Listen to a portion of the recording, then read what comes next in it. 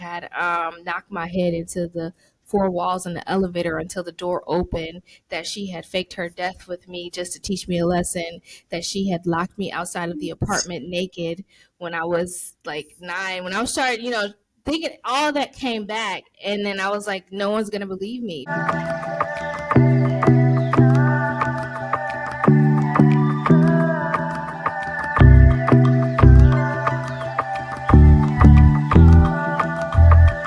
Welcome back to another episode of HerrStory Untold Studios. I'm your host, Tanir, and I would love for my wonderful guest to introduce herself, tell us where she's from.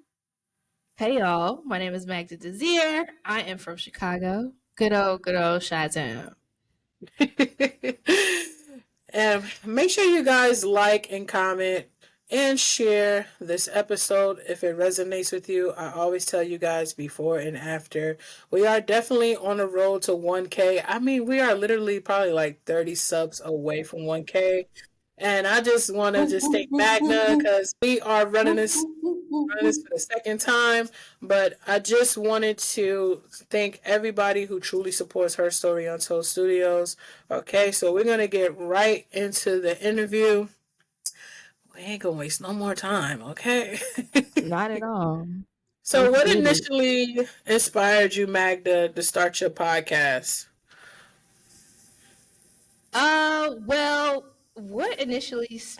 Okay, so let's go back. I grew up on TV, basically having my own show, a local access channel in Chicago called Can TV. So I had my own show. I also did, a couple of co-hosting on radio shows as well with two other Haitian Americans. And then I just was like, living life and things like that. So on my show in Chicago, I would talk about how I was raised, culturally. I was abused physically, verbally, spiritually, not sexually. Thank God. But and it's not to say anything against those that have been, but I wasn't. I was definitely abused by the hand of my mother, and it was tough. And when I would go on my own show to talk about what I was experiencing in the home, because growing up back in the day, what stays in the house stays in the house. You can't talk about Mm-hmm. what's going on between the behind closed doors with your parents. So I was shunned for that. I was shunned for telling my story. I was shunned for talking about my experiences within the Haitian culture and how I saw, certain things, or how I saw certain things, and um, how it was, in terms of a child is supposed to be seen, not heard. Taking up for yourself is it turns into you're being disrespectful.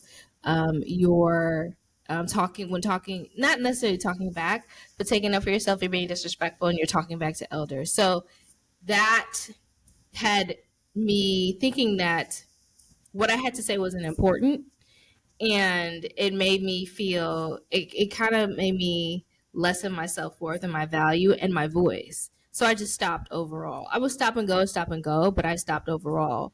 So back in 2021, I was like, I really want to tell my story. So that's when I started to do the podcast. Now, mind you, the name of this podcast was just kind of like given to me randomly because I was hosting another podcast for somebody else who came up with this idea and came to me for to be the host of that podcast. It was called Go Ladies, and it was on a network in Chicago as well. However, the people at that network didn't really, mesh with me like that. So when the owner and the person that the owner and the curator of Go Ladies podcast kind of bumped heads, then they asked me, hey, do you want to have your own? And I was like, okay, cool. So they kind of just gave me the name out of nowhere, and I was just like, okay, I'm gonna rock with it. I will say some of the episodes from that network, when you first starting out again, and it's just not. Ooh, child, it was ghetto. Right. But I removed myself from that network because I started to feel like as if I didn't belong, and it didn't fit. It wasn't right. So then I moved into audio, Spotify podcast. No, that's not what it was called. It was called Anchor. Moved into Anchor before it turned into Spotify. So I started recording my podcast on Anchor just to tell my story. And then I got imposter syndrome. I got imposter syndrome so bad because I thought, because I kind of went back to the times when I was younger of how when I was trying to tell my story, I was trying to tell people was what was happening to me in the home. When I was trying to tell people that I was being abused, that my mother had knocked my head into the four walls in the elevator until the door opened, that she had faked her death with me just to teach me a lesson, that she had locked me outside of the apartment naked when I was like 9. When I was starting, thinking all that came back, and then I was like, no one's gonna believe me, because when I grew up, everybody didn't believe me, they believed my mother. You know what I'm saying? She made it seem like I was the problem, when in actuality she was doing all these things behind closed doors. And when I would come out and say this is the things that she was doing to me, no one would believe me, because in turn she would turn around and start crying and manipulate it and be like, well, I did this because she did this. And most of my punishments that I received by the hand of my mother wasn't even warranted. Like, it wasn't warranted at all. Like, why would a mother fake her death in front of a 3-year old just to try to teach them a lesson? That makes no Right. sense to me. Even from the point, even before that, when she told me the story. When I was about 16 to 18 months, she was on her way to Haiti to visit with me. In the airport, she said that she put me down and she walked away. And then when she came back, I wasn't there. And I'm looking at her, I'm like, okay. And she said they ran throughout the entire airport looking for me. And the only way that they found me was that this white lady was pushing me out of the airport in a luggage. You know, the back in the day in the 90s where they had the luggage cart. The white lady Yeah. was pushing me out of the cart onto the luggage cart. That's how they found me. And I said, so why did you put me down and walk away? She was like, well, it was your fault that you got kidnapped, because I told you to stay here. And when I came back, you weren't there. And I'm looking at her, What? I'm looking at Wait. her, I'm like, so you mean to tell me as a mother? I said, well, what did you have to go do? She's like, well, I don't remember, but I know I put you down and I walked away. And when I came back, you weren't there. And she's like, that's your fault. That's why you got kidnapped. To this day, everything that has transpired from that moment up until now, she has always said it's my fault and has not taken any accountability for it, and also does not remember. And when I tell my father certain things, like when I told my father about that story, he's like, I didn't know that even happened. And when I tell my father these things, he was like, oh, that was just tough love. That wasn't abuse. That was tough love. What? Magda? Oh Oh, my yeah. gosh. Oh, yeah. And so that's why when I started, I really wanted to tell my story, but it's just like so many people know my parents, and they know, they know them as being, they're nice and all this other stuff. But I'm like, these people are not who y'all think they are. I'm not taking away from the fact that they're my parents. What I'm trying to get people to understand is that there are a lot of people out here who were abused by the people that raised them. And parents will literally use their titles as a way to, make people believe that it's the child, it's not them. Like, the child is the one that's the problem. The child is the one that's defiant. The child is the one that is the issue. We're parents, and we're the ones that's supposed to guide them. Whole time, I'm getting knocked upside my head, broom broken on my back. I remember one time my mother had a knife over my neck and a chair over my head waking up. Like, it was insane. And the thing is, family members knew that I was getting my ass beat in that home. They knew about it, but their excuse was, well, we don't want to deal with your mom, so we don't want no problems, or we don't want to be a part of it. Everybody knew how I was being treated, but everybody was just like, I don't want to deal with it. OMG. Wow. Not your we Because good. We're good wait, now. we We didn't even get to cover this the first time. No, we I didn't. I went straight into so Magda. Tell me a little bit of what made you, walk away from podcasting. Yes. Like what in the world, Magda? Yeah. Look Yeah. at you out here glowing and growing, though. You Yeah. didn't. You You know did what's not funny like this. though? No, I didn't because here's where I knew that here's where I knew I just had to like seriously accept my story and accept my past.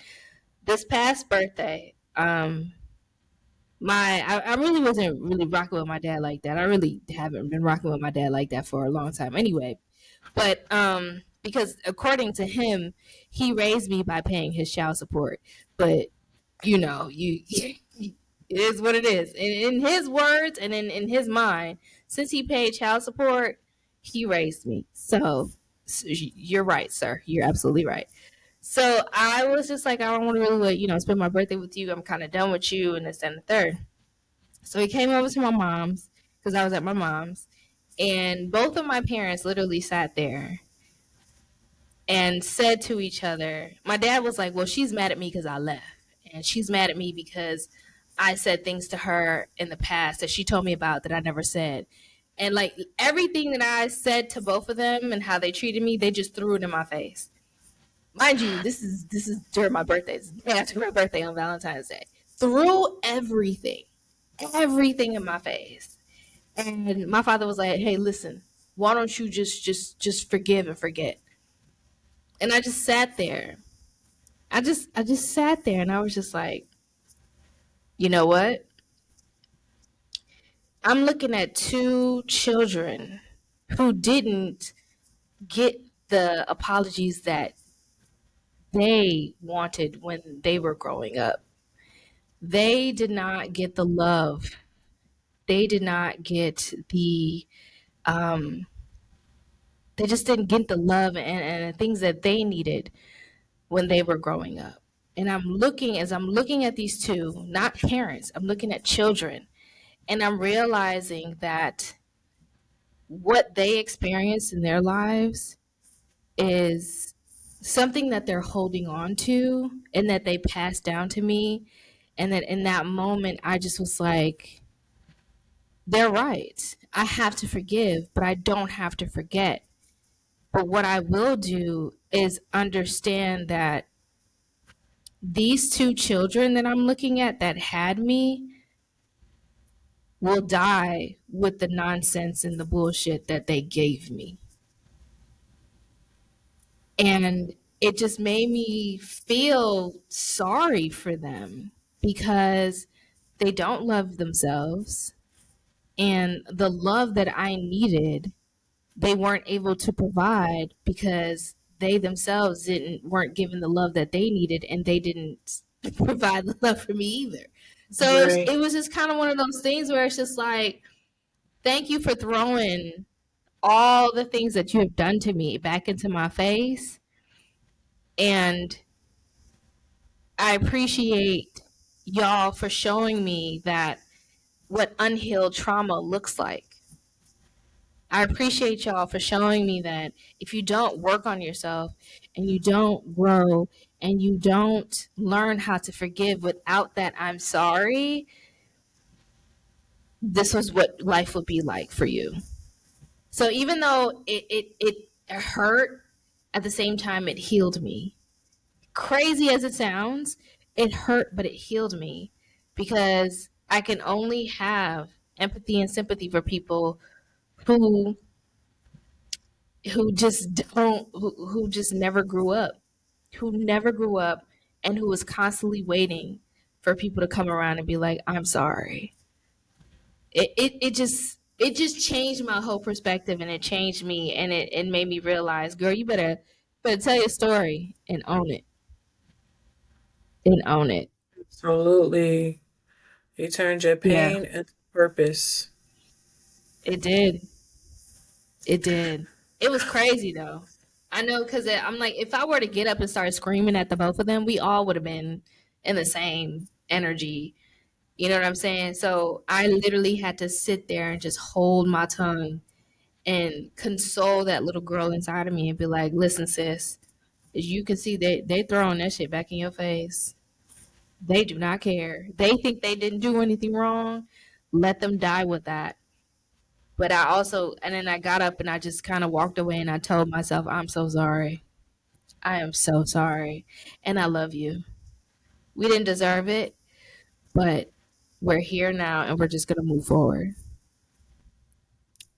I applaud you, Magda, because for someone that's growing up in a household like this, and it's a lot of people growing up in a household like this as we speak, right? You can Mm-hmm. easily become an adult and become a product of your environment. You can. This cycle can absolutely repeat Oh, if you don't break the chain. And exactly. you chose to break. And you chose to break the chain. I did. How are you feeling right now, mentally and physically, Magda?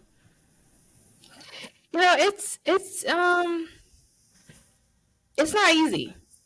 It's not easy because they still they still are them. You understand what I'm saying? I'm dealing with two big ass kids. Um and the fact that I had to parent myself throughout this entire process is tells you a lot about who I am and how I am and how I move. And it also tells you a lot about how neglectful my parents were. Um, and it's not to bash them or make them look like the bad guy.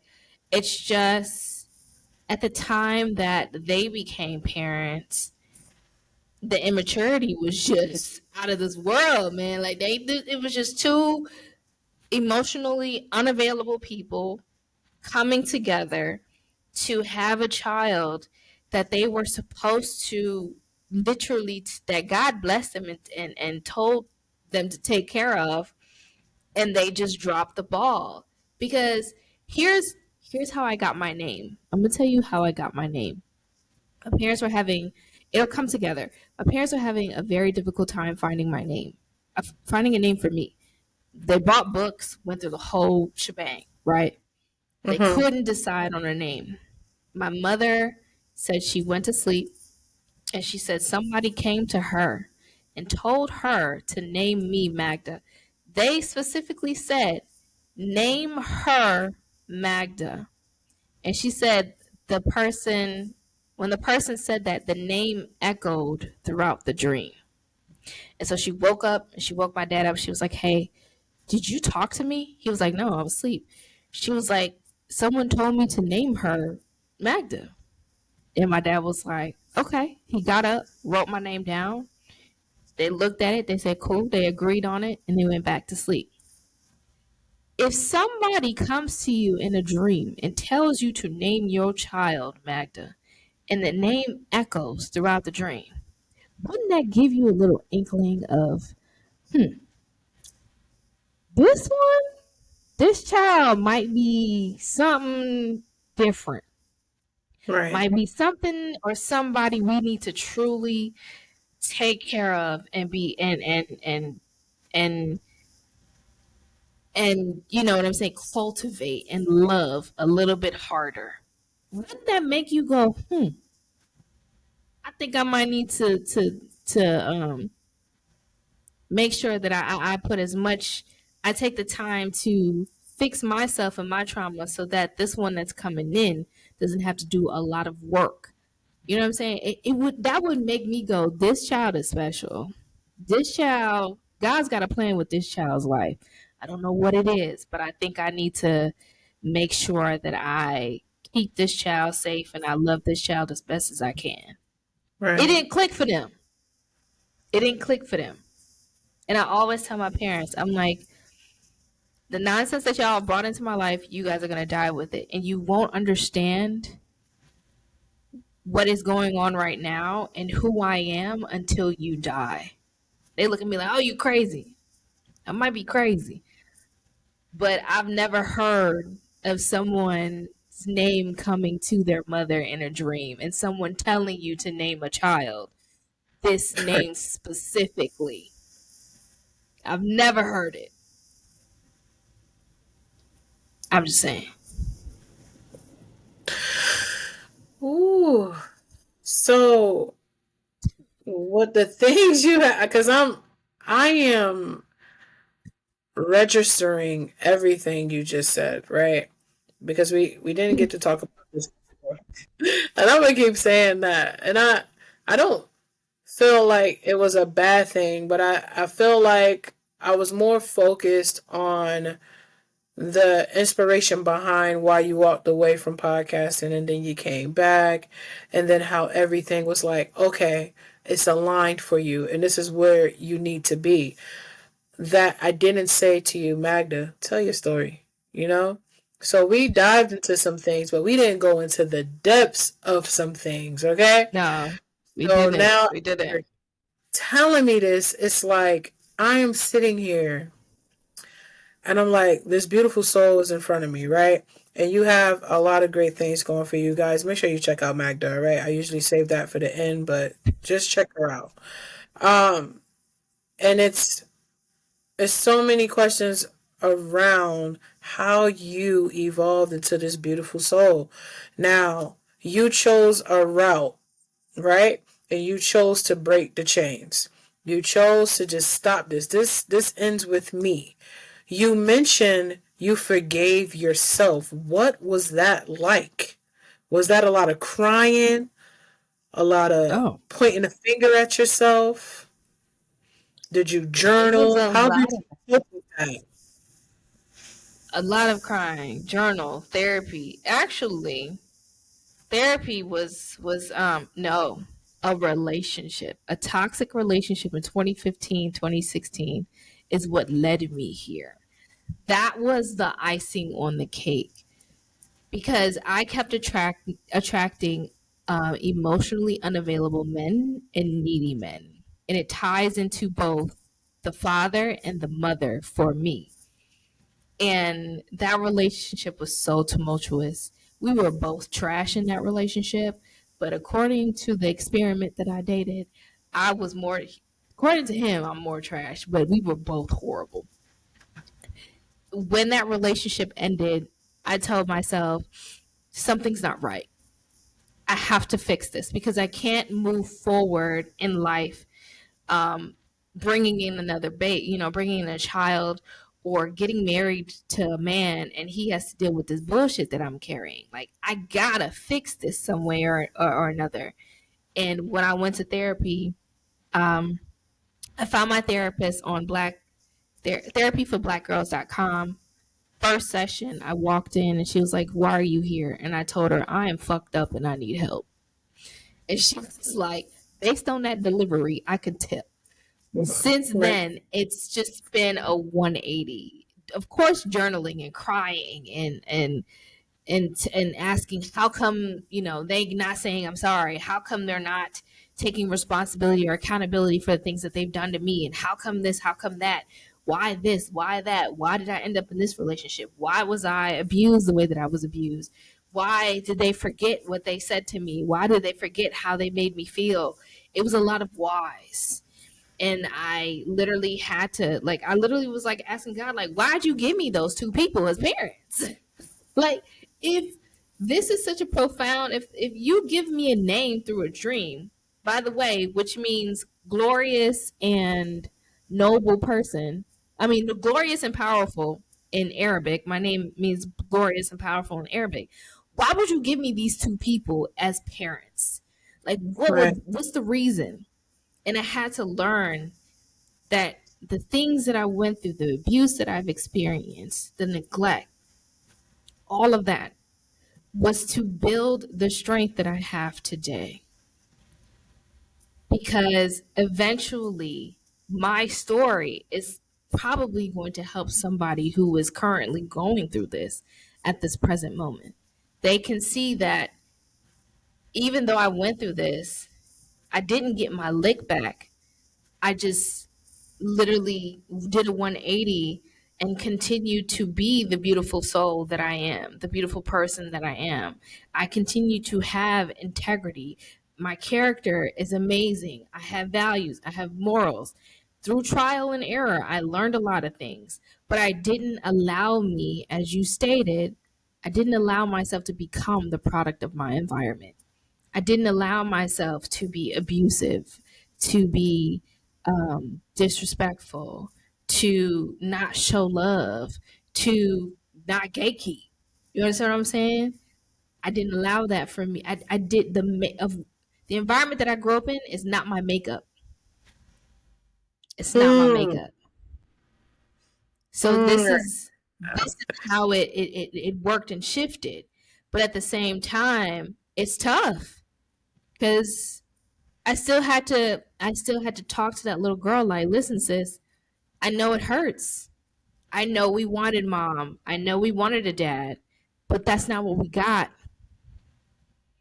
Right. So I had to literally sit here so many times, comfort her, allow her to cry, allow her to be upset, allow her to say, I hate this, allow her to say, I hate life, allow her to question God, allow her to feel how she felt. Because now, even though I had to parent myself, I still had to parent the little girl inside of me and stand up for her. It's not easy. This is not something easy, but is it's but I will say, um, it definitely got me through. Therapy got me through, journaling got me through, crying, cursing, screaming, asking God, why the hell did you do this? All of that got me through and got me here today. Amen. We don't do no spin backs over here. And I said this in the first interview, okay?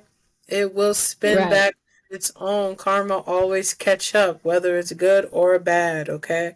So there's no Always. need to put the energy into trying to make somebody feel how you feeling at the moment. And I always tell people never react off emotions. And I know that's hard, okay? It But is. please just let life do its thing because it's going to do its thing, all right? So a It question will. that I have for you, Magda, I'm not going to hold you up too long. Do you forgive your parents? Oh yeah, of course. Even though they still act the way that they act since day one. It's another thing that I had to practice was radical acceptance. Not, just accepting them for who they are. You know what I mean? They're our parents. They're getting older. I don't necessarily look at them as parents. I look at them as two vessels that I came through, respectfully. Um, because holding that parental title to me is pretty high in my mind. You know what I mean? And with what they've been through and the type of and the parents that they had, and I'm not saying anything negative about my grandparents because one of the grandparents I never met. My father's mom died when he was a child, so I never met her, so I don't really know her. But the other three I did. I knew them. And it's just a generational thing. You know what I mean? I noticed that it's just generational. It's just really and I can't hold that against people that I've only known for a certain amount of time, talking about my grandparents, and I can't hold that against my parents because they didn't do the work that they needed to do to better themselves and to love themselves a little more. That's it. So yeah, I forgive them. Do I like them every day? Absolutely not. No. I mean, come on now. We're human. I don't like them every day, but I do forgive them. And hopefully, energy doesn't, when they transition, energy doesn't die. They might leave their body, but energy doesn't die. So hopefully, when they do transition, maybe I'm praying that they learn their lesson with me and learned that um, in the next, if they get another chance in the next lifetime, to make sure that they make that change for themselves, whoever they turn out to be, whether they end up being white, black, Asian, whatever. Just hope that their soul ends up changing and they turn out better than they were with me in this lifetime. Absolutely. I'm inspired, man. Your journey. No, seriously. I haven't known you a very long time, but I tell you, it always feels like when we talk, like I've known you forever. I don't say that to everybody, okay? So I know you like, what is you talking about? But when I speak with So, you see how we had a 20-minute conversation before this interview, all right? So oh, that yes. just a vibe. But I'm so proud of you, Magda. I don't know if anyone has Thank told you. you this in the last 30 days, but I'm super proud of you. I'm proud of you for breaking the curse. I'm proud of you for forgiving what caused you pain. I'm proud of you for Yeah. getting up every single day and choosing you and to stay on the path Hmm. that you're on. She has a podcast, guys. Make sure you check that out. You want to plug that in now? Oh yeah, the podcast is called Unloaded and Uncovered with Magda Desir. It's about people talking about telling their stories and how they turn their pain into power. And I will start to tell mine soon. I've been putting a lot of people on. Tanir, I definitely have to have you on. But I've been talking to a lot of people, talking about their stories, how you know it's. I can't even like talk because the amount of gems that were dropped on my podcast, the amount of people that I've met, and I could tell like a lot of them, it's the way that they shifted their lives is their mindset. They've been through things, they've done things, and they've experienced things, but they didn't allow those things to change them. Those things made them better. Those things that they've experienced made them a beautiful soul. And it just resonated with the podcast and with me. So yes, that's my podcast, y'all. You can check it out on YouTube, and anywhere else you listen to podcasts. Absolutely. You know, I always ask you this. What is the one thing you would tell your younger self? Oh, one thing I would tell my younger self. Wow. It's not their fault. Meaning they're my parents. It's not their fault. They don't know any better. Um, and don't get your lick back because it's not it's not going to be what you think it will be. Because if you try to attempt to get your lick back, you're just repeating the cycle. You're just repeating a cycle, and that's not something that you want. If you want healthy relationship and a healthy love, anything healthy in your life, it starts with you. You have to learn to love yourself. You have to learn to give yourself value and to understand your self worth. Because it doesn't matter if it's a man or woman listening, you really truly have to start with yourself. Put yourself first and love yourself, and it's not other people's fault because sometimes it's just them. It has nothing to do with you. What they do to you sometimes is not even about you. It's about them. And I stand behind. Do not get your leg back, please, y'all. Do not do it. It is not worth it. I promise you, it's not worth it. A bar. I'm serious. Definitely a bar. If you did you hear what she said? Please, there's no need to spin the block. It's just don't. It's not. God will Shut. handle it. It may not be at the time that you want, but baby, God will handle it. And if you're allowed, if God allows you to see it, you're gonna be like, damn. Mm-hmm. I always tell people what you do to people, you gotta be mindful. If you have children, it could be somebody that's close to Oh, you that you love so much. It could be you. You know what I'm saying? That's why I'm good on that. All right. Good yes. karma over here. Heavy on the good karma. So, I what know that's right. advice would you give to someone who may be watching this video, Magda, who went Uh-huh. through or is still going through what you went through as a kid. Ooh, that's a good one. Um, keep talking. Keep talking and keep telling your story. Because a lot of people will make you seem like you're crazy, will make it seem like you don't know what you're talking about or anything like that. You have to keep telling your story because 9 times out of 10 somebody is going to listen. Somebody is going to listen and somebody's going to be like, "Let me fact check that." And all the people that will probably say that you're crazy or you're lying, their stories will constantly change, but yours will stay consistent. Just keep telling your story, no matter how many people try to tell you to stop. Just keep telling your story. Don't stop. Keep telling it. Get comfortable telling it over and over again too. Definitely keep sharing your story. Talk to somebody that you can definitely trust.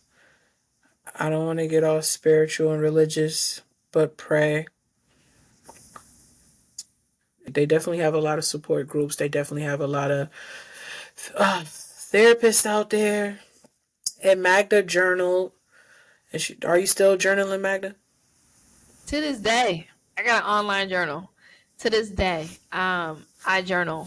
I think I was journaling while in therapy. It didn't matter if I only had one sentence to write for the day. I went on my online journal. It's free. It's called. Well, I don't want to plug it because we ain't getting no sponsorship from it. But it's an online journal that I use. And you can, I'm just saying, you know what I'm saying? And you can and I use it. It does not matter. Again, it doesn't matter if it's just like one thing and say I can go and I'll be like, "Oh, I'm happy today because of XYZ." It'll save. And it sends you reminders of things that you wrote. Like the other day it sent me an email of something I wrote 8 years ago. I was like, "Dang, 8 years ago. I had this journal for a long time." So journal everything, get it out because sometimes that's what we need. It doesn't matter if you want to voice record, if you want to just you know do this but you don't share it. You can also keep track of your journals via video, via audio, writing it down or typing it up. Doesn't matter, just keep writing and who knows, it might turn into a book. For real. I'm It might serious. be a book. You just never know. Your story needs to Never be know. heard. Everybody has a story, and your story needs to be heard. It's just people need to be given a platform to share it if they choose to share it. Okay? That's true. Do you want to plug in your socials, how we can connect with you? Oh yeah, you can follow me on Instagram, Magda at Magda Desir underscore spelling. I'm gonna spell it out real slowly. MAGDADESIR underscore. That's my personal. And the podcast is Unloaded and Uncovered podcast. One long word. Unloaded. UNLOADED Uncovered UNCOVERED podcast.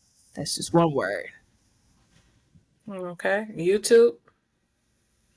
Oh, YouTube is my name, same as my personal IG. Um, at Magda Desir underscore MAGDADESIR underscore. Oh, yeah. Let me All go that good stuff. subscribe to you as soon as I get off of here. So, her. All her information that she mentioned will be linked in the description. You guys can check her out, shoot her a DM, see what she has going on. Go check out her podcast. I'm going to be on her podcast. We working on that. So We I'm are. truly grateful, Magda, for you spinning the block and coming back and doing this interview. That's the only time you should Thank spin the you. block, guys, if it's Right. positive. Exactly. That All part. right. So, with that being said, as we wrap it up, thank you for tuning into Her Story Untold Studios. Your support means the world to us. Remember, every story we share is a beacon of hope and strength. No matter what you're going through, know that you are not alone. Together, we can overcome anything. Until next time, stay strong, stay hopeful, and keep sharing your light with the world. Take care, and we'll see you guys soon. Bye. See y'all soon. Bye.